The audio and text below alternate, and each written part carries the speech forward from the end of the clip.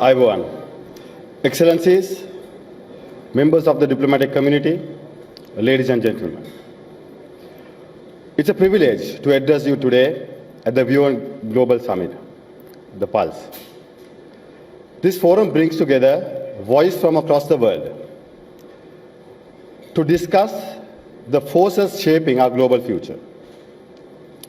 And we meet at a time when the global system is going through a major transformation. Trade routes are being disrupted. Technology competition is reshaping power between nations. Wars continue in different parts of the world. And the institutions that once guided global cooperation are being tested like never before. The world that emerged after the Cold War, a world defined by economic integration and relative stability, is now changing. We are entering what can be described as a world of shared and shifting powers,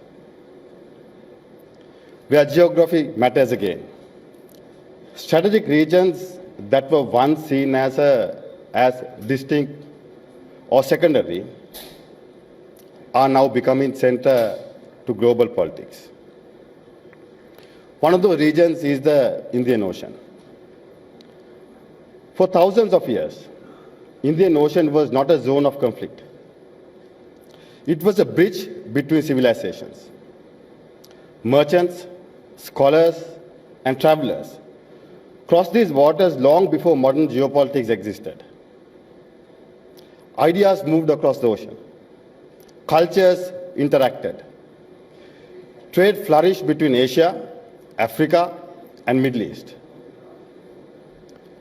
The Indian Ocean connected societies rather than dividing them. The relationship between India and Sri Lanka is one of the oldest examples of that connection. More than 2,000 years ago, the teachings of Lord Buddha traveled from India to Sri Lanka. That journey was not just spread of philosophy. It was a beginning of a deep civilizational relationship that still shapes our society today. Trade routes links our ports. Cultural exchange shaped our traditions. And over centuries, our people built a relationship that remains one of the strongest in the Indian Ocean region. Today, Indian Ocean is once again becoming center for global economic and strategic activities. Nearly two-thirds of global oil shipments pass through its waters. Approximately half of the world's containers moves along its sea lanes. The undersea cables that carry the digital lifeline of the global economy runs along the seabed. Energy flows through it. Supply chains depend on it. Global commerce relies on it. Indian Ocean has become one of the most important economic highways in the world. And when these highways are threatened, the consequences are felt across the entire globe. Recent global events remind us how fragile this stability can be. Tensions in the Middle East continues to influence energy markets and global security. And strategic rivalry between major powers is increasingly visible in maritime regions. When instability appears in one region, it impacts quickly, spreads throughout global trade routes. Energy prices rise, supply chain slows down, market reacts. And once again, the stability of the Indian Ocean becomes critical. Located at the center of these sea routes, Sri Lanka holds one of the most strategic positions in the Indian Ocean. Ships traveling between East Asia, Middle East, and Europe pass just south of our shores. For centuries, Sri Lankan ports served as a trading hub connecting civilizations. Today, same geography places Sri Lanka at a crossroad of global commerce. But geography alone does not create influence. Influence comes from how wisely a nation manages its positions.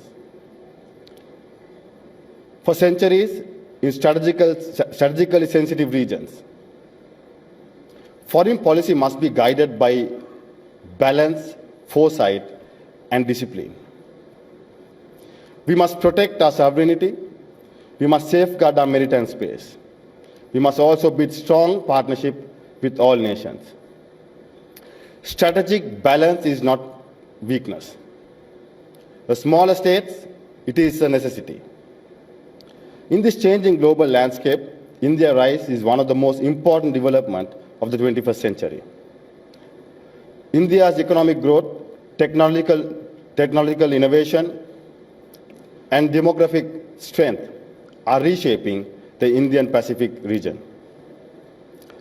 Under the leadership of Prime Minister Narendra Modi, India is emerging not only as a major economic power, but also as a stabilizing force in the Indian Ocean. For neighboring countries like Sri Lanka, this creates great opportunities. Our futures are naturally connected. Sri Lanka's strategic location and infrastructure complements India's economic scale. Together, our countries can strengthen regional stability and prosperity. There are several areas where this partnership can grow. Firstly, maritime security. Strategic cooperation and regional safety are essential to ensure secure maritime routes. India's growing naval capability and Sri Lanka's location create a natural partnership to keep these routes open and secure. Secondly, regional connectivity. Strategic infrastructure and Sri Lanka's geographical location will help the countries grow as a logistic, energy, maritime, financial, and aviation services hub supporting regional trade. Strengthened by India's national green hydrogen mission and cooperation